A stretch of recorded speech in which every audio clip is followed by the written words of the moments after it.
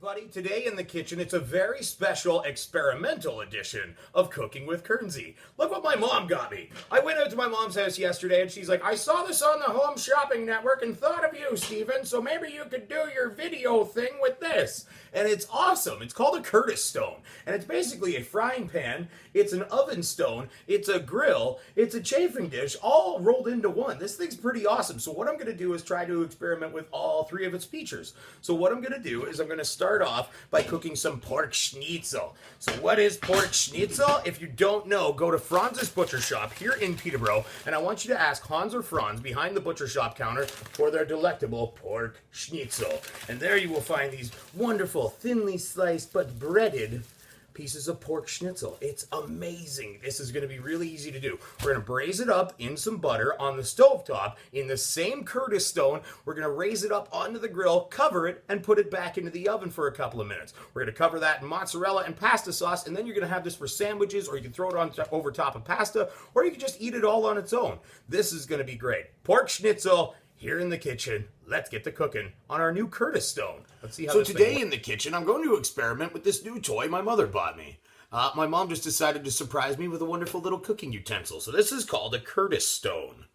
And it looks pretty cool. You can cover it up. You can throw it in the oven. You can also throw it on top of the stove. You can bake on it. You can grill on it. You can do all kinds of cool stuff in this thing. So we're going to do something cool with some pork schnitzel, okay? Pork schnitzel on the go today. So let's get this baby on the stove. And let's try preheating it for the first time. And just put in a lot of butter. Healthy amount of butter. Put it in the middle.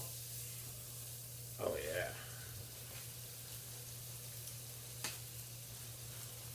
Okay, remember this is pork. You gotta wash your hands a lot. So after you touch these babies, go wash up. Alright, I'm really starting to like this Curtis stone. This thing's awesome. So I've got my pan on here. We're braising up our pork schnitzel inside of it. And all we're gonna want to do is just give it a flip.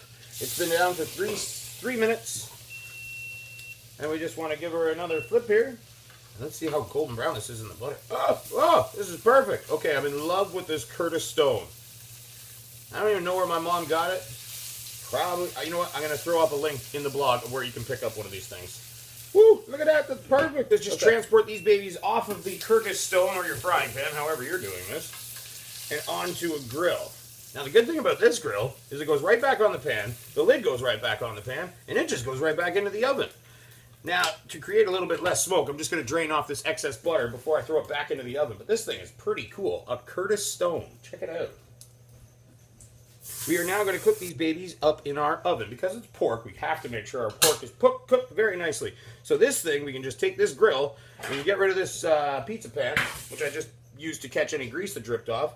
We throw the top of this baby back on it, and then apparently this thing wholeheartedly just goes right back into the oven like this. Okay, 375, 20 minutes aside. Turn it out so good.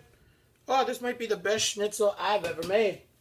Okay, so it's pork. You don't want to mess around. You want to make sure it's cooked. So we're still at 375 on our oven, and then we're just going to flip these babies over. We're going to throw them in for another 15 minutes.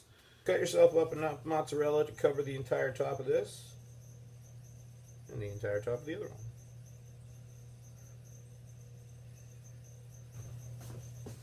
And then just a little bit of pasta sauce over top. Melt that all together. Oh, yeah.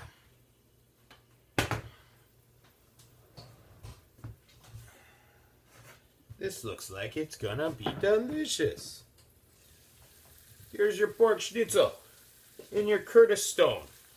The new cooking utensil that my mother decided to get me over the weekend. My mom rocks.